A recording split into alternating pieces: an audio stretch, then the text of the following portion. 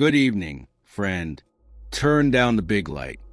Leave just a little lamp glowing, and come with me to a place most folks only see from an airplane window. The little cattle town of Arivaca, Arizona, 30 miles north of the Mexican line, and a lifetime away from everywhere else. My name is Robert Miller, but around here they just call me Old Bobby from the ranch. I'm 78 years old, and I've lived on the same 640 acres of creosote and mesquite since the day I was born. My grandfather homesteaded this land in 1908, built the adobe house with his own hands, and told me the desert would either kill you or teach you how to live. I guess I listened. For 50 years the days were all the same. Up before dawn, feed the horses, check the windmills, mend fence, watch the sun drop behind the Battle Peak like a hot copper coin.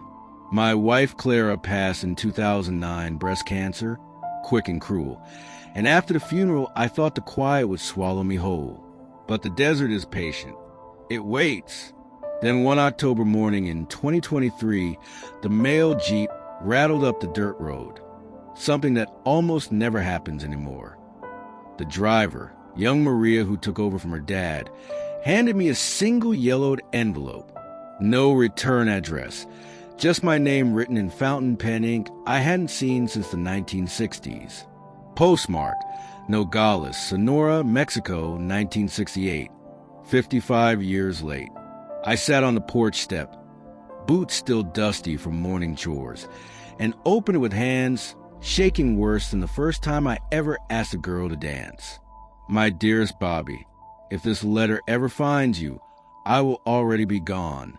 You were 23, and I was 21 that summer you worked the roundup on the San Rafael Ranch, just across the line. I was visiting my tia Rosa in Nogales, and you rode in with the other cowboys for Fiesta of San Juan. We danced until the band quit playing, then walked out under the cottonwoods by the river and promised each other the moon. You went back to Arizona. I stayed in Sonora because my father was sick. We wrote for a year. Then my letters came back unopened, and I thought you had forgotten me or married or both. I never married. I taught school in Hermosillo for 40 years, and every June I still look for a tall cowboy with kind gray eyes who never came. The doctors say cancer now, 6 months at most. I don't want you to see me like this. I want you to remember me in the red dress, laughing while the fireworks exploded over the plaza. If you have children, hug them for a woman who would have loved them. If you have a wife, thank her for keeping you safe when I could not. The desert keeps its promises, even when people don't.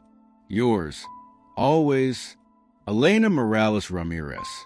June 12, 1968. There was a second sheet in different handwriting. Bobby. Elena passed in January 1969. She made me swear I would mail this exactly 55 years after the day you two said goodbye at the Nogales gate. I'm old now, too, but a promise is a promise. God bless you. Rosa. I don't know how long I sat there. The sun crossed the sky. The hawks circled. A coyote yipped somewhere out by the tank. I didn't cry right away. The tears came later, when the stars came out, and I put Clara's favorite Johnny Cash record on the old turntable. Next morning, I drove the pickup down to Nogales, Arizona, bought 2 bunches of desert marigolds, the yellow ones Elena wore in her hair that night, and crossed the border on foot like we used to do. Found the little cemetery behind the cathedral. Found her stone. Elena Morales Ramirez, 1947 to 1969. Laid 1 bunch there. Brought the other home. Now, every June 24th, San Juan's Day, I put flowers in 2 places. One at Clara's grave up on the hill behind the house, and one on a quiet stone south of the line. And every night when the desert wind rattles a windmill, I sit on the same porch step and talk to both of them. Clara, forgive me for loving her too. Elena, forgive me for not crossing that line when I still had time. And the amazing thing is, I think they both understand. Because real love doesn't die with the body. It just waits patient as sandstone, until the right letter finally arrives. Sleep well, friend. The desert is watching over you tonight, same as it's watched over me all these years. Good night.